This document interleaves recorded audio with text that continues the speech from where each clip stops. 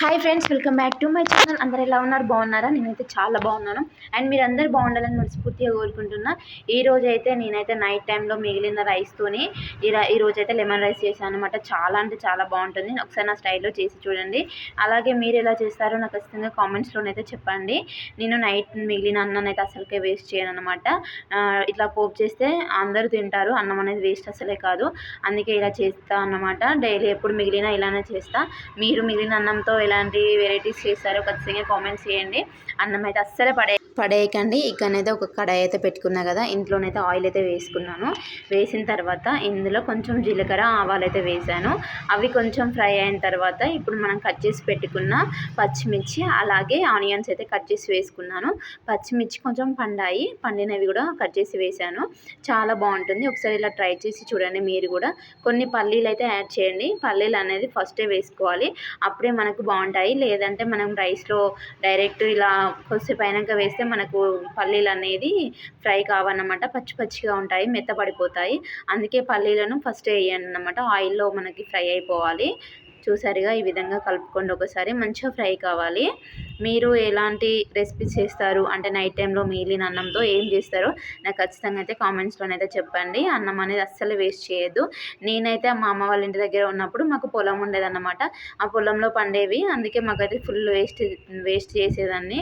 కానీ పెళ్ళైన తర్వాత తెలిసింది అన్నం విలువ. ఎందుకంటే కొనుక్కుంటుంటే అర్థమవుతుంది అన్నం విలువ అనేది. అందుకే అన్నం అయితే అస్సలు పడేయకండి. అందుకే ఇలా చేసి చూడండి.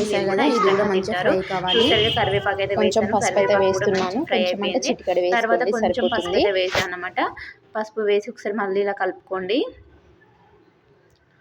కలుపుకున్న తర్వాత ఫస్ట్ మనం ఏం చేయాలంటే రైస్ కొంచెం పెళ్ళలు ఉంటుంది కదా, దాన్ని మొత్తం ఇట్లా చేయాలన్నమాట. చూడండి, ఇలా పొడి చేయాలి. పొడి చేసి వేస్తే మనకు మంచిగా ఉంటుంది. లేదంటే గడ్డలు ఉంటుంది కదా, అలా చేయకండి. ఇలా మెత్తగా మంచిగా చేసేయండి. పుల్లలుగా ఉండేటట్టు చూడండి. ఇలా సపరేట్ చేసేయండి. చేసిన తర్వాత ఇందులోనైతే రైస్ అయితే వేస్తున్నాను.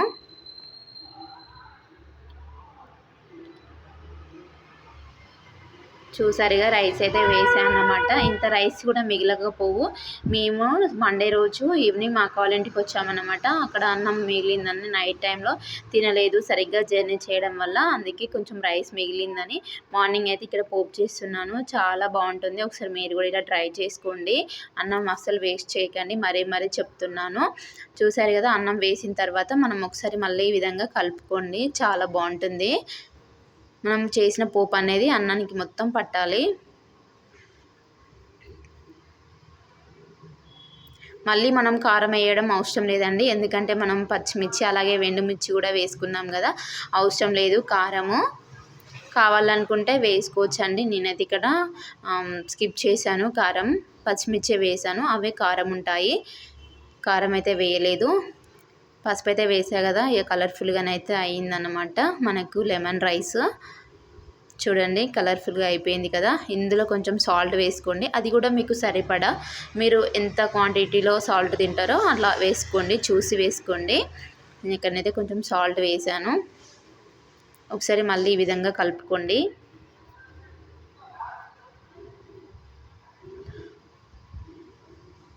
కలుపుకున్న తర్వాత మనం ఇప్పుడు లెమన్స్ అయితే పిండుదాము. ఇందులో చూడండి, లెమన్స్ అయితే మనం ఇందులోనైతే పట్టాను. ఇక్కడనైతే పోస్తున్నా. చూడండి, ఒక లెమన్ అయితే సరిపోతుందండి. నేనైతే ఓన్లీ ఒక లెమనే పిండాను. లేదంటే 2 పిండితే చాలా పుల్లగా అవుతుంది. అందుకే ఒకటైతే చాలు. లెమన్ అయితే పిండేసాయి కదా.